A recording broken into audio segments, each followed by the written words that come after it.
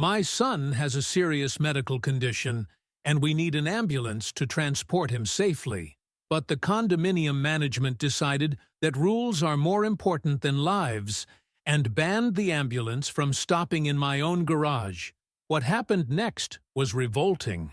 Living in a condominium has its challenges, but I never thought that the biggest fight of my life would be against a group of people who think they are more important than my son's health. My son has a serious medical condition. He can't walk, has frequent seizures, and needs constant monitoring. I always knew that life with a special child would require sacrifices, but I never imagined that the biggest obstacle would not be the illness itself, but the people around me. Ever since we moved into this condominium, living together has been bearable. The neighbors weren't the friendliest, but I expected that. Most of them were retired people who had no patience for children and couples who thought that anything outside their routine was a personal nuisance. At first, nobody said anything.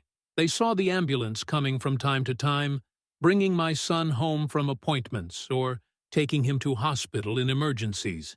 It was an essential service for us. The ambulance didn't stay there forever, just as long as it was needed for transportation.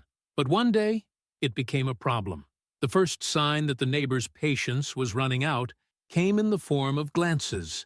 I was already used to the whispers when I passed by the building with my son in his wheelchair, but now the hostility was more direct. One day, I found a note on my door. "The parking lot is not a hospital. Sort it out." It made me uncomfortable, but I ignored it. I thought it was just an annoying neighbor who was bothered by something. After all, what could he do?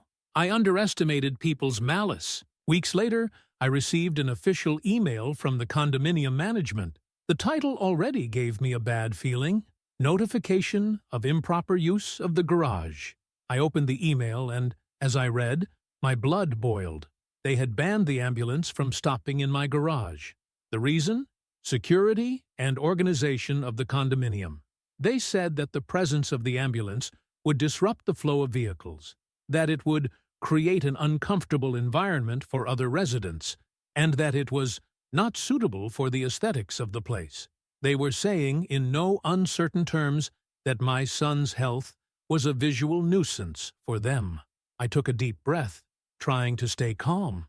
Maybe it was just a misinterpretation, something that could be resolved with a conversation, but I was about to discover that it wasn't a mistake.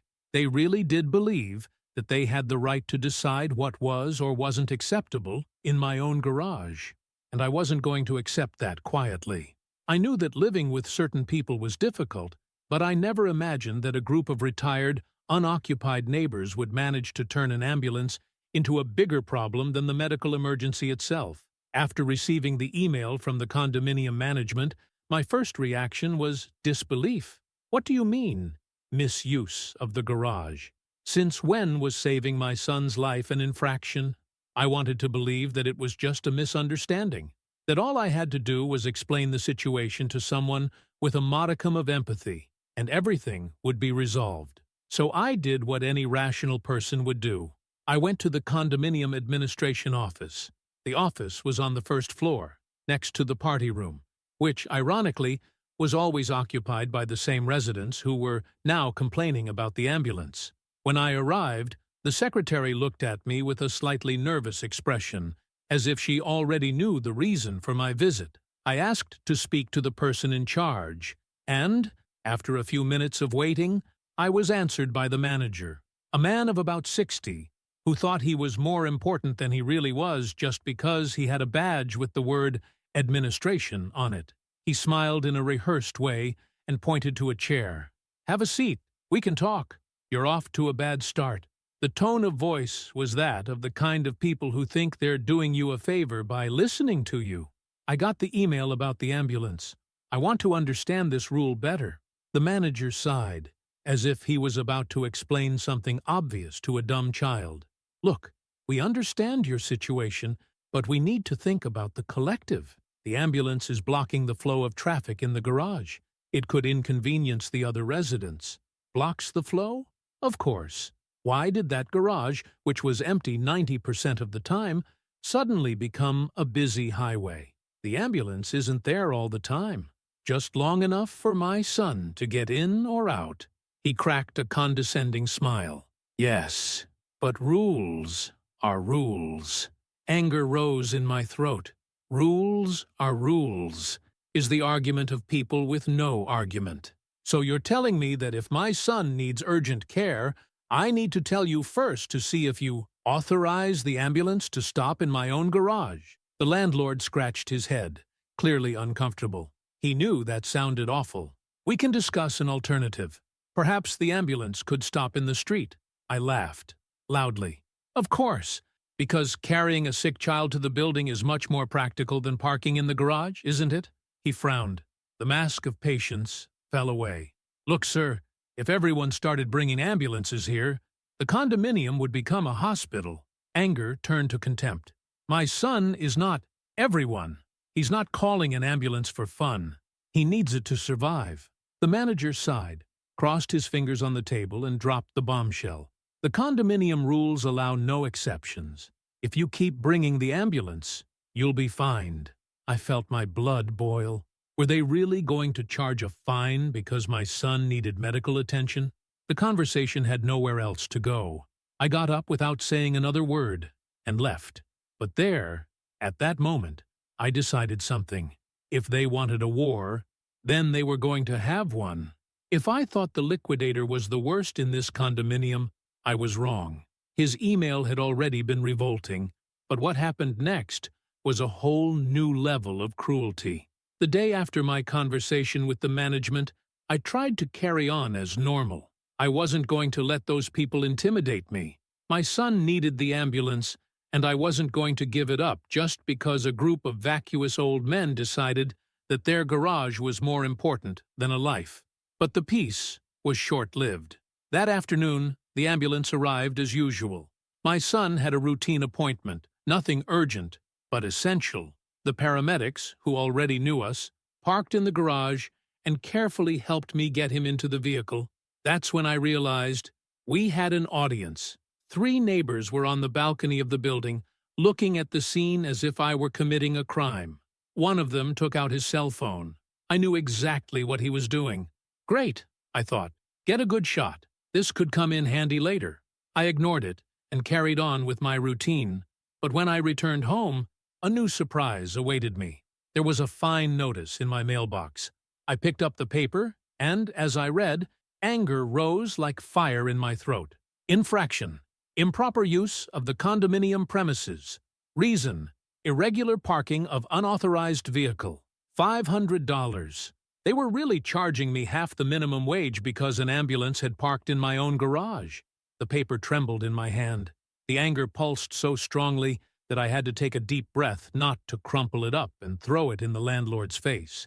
I already knew this was going to turn into an ugly fight, but now I knew for sure. I wasn't going to let it go. I took out my cell phone and took a picture of the fine. Then I sent an email directly to the management, without even bothering to be polite. Good afternoon. I received this absurd fine and would like to know what legislation allows a condominium to prevent a resident from receiving medical assistance. My lawyer will be in touch shortly. The answer came quickly. This time it wasn't the liquidator who replied, but a lawyer from the condominium. His email was even worse than the first. Sir, we understand your frustration, but all the rules of the condominium are approved by the residents. If you need medical attention, we recommend finding alternatives that don't affect the order of the building. Failure to pay the fine will result in interest and possible legal action. They really thought they could sue me because I was trying to keep my son alive. The only thing I could think was, fine, you want to play dirty? Then let's play. If they thought I was going to pay this fine quietly, they were sorely mistaken. After reading that disgusting email from the condominium's lawyer, I knew that I wasn't just dealing with a bunch of grumpy old men bothered by an ambulance. I was dealing with cruel people, without the slightest bit of empathy, who thought they could use a bunch of absurd rules to trample on anyone who didn't fit into their perfect little world. And I wasn't going to let it go. The first thing I did was contact a lawyer. If they had one, now I would too. It didn't take long for him to get back to me. and the first thing he said was exactly what I expected. "This is illegal." Of course it was.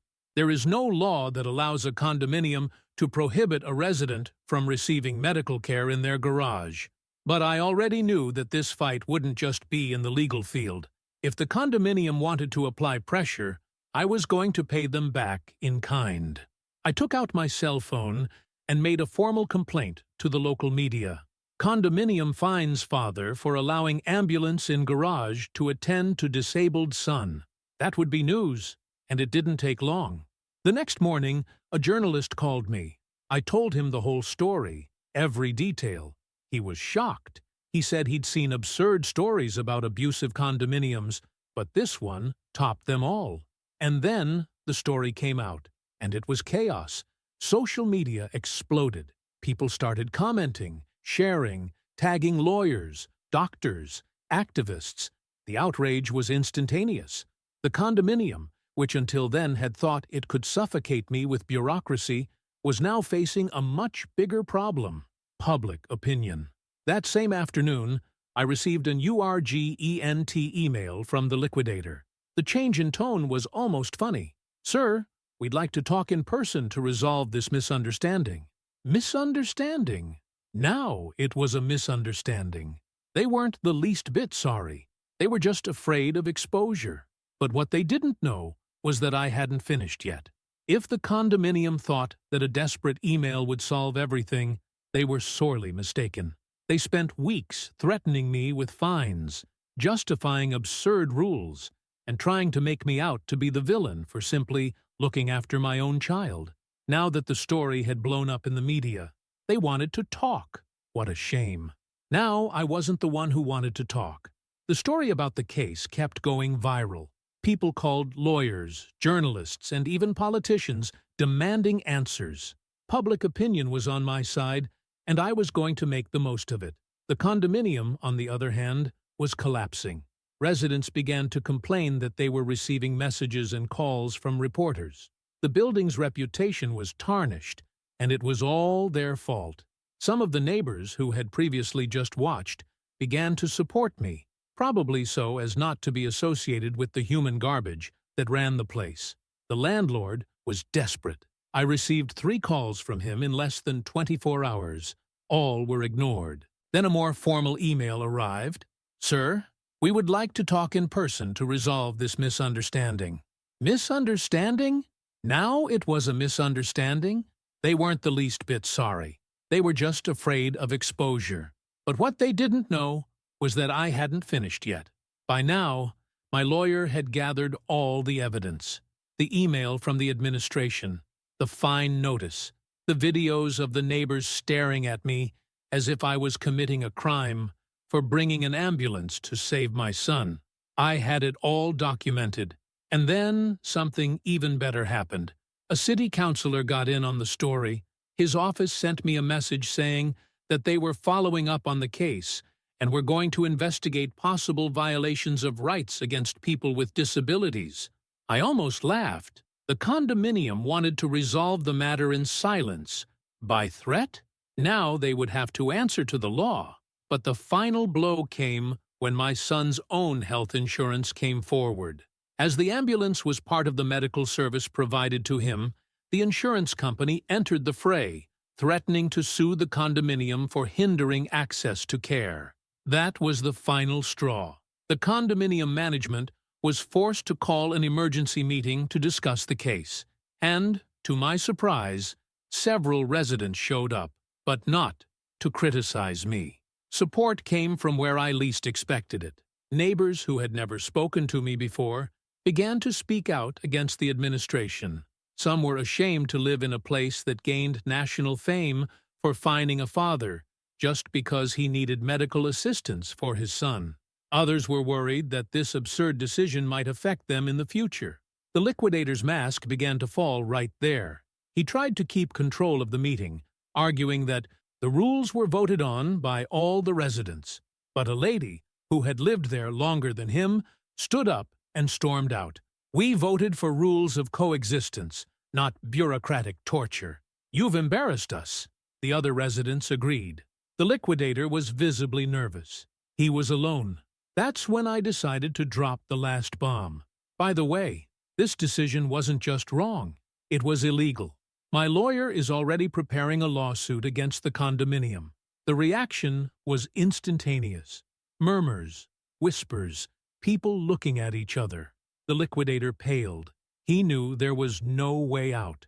2 days after the meeting, I received a new email. The condominium administration has decided to cancel the fine and adjust the rules to allow ambulances in cases of medical need. We apologize for the inconvenience. So now it was inconvenience. Before, it was rule is rule. But it didn't stop there. The pressure from the residents was so great that, a month later, the liquidator resigned. The official excuse was personal reasons, but everyone knew the truth. He had been exposed for the petty tyrant he was. And the best part? Now all the residents who needed medical attention would never go through what I did again. Before closing this story, I made a point of sending one last email to the administration. If you try this again, I'll go back to the media. Because certain battles are not just ours. They are for everyone who has suffered from the cruelty of people who think paper is worth more than lives. And if you liked this story, subscribe to the channel and leave a like.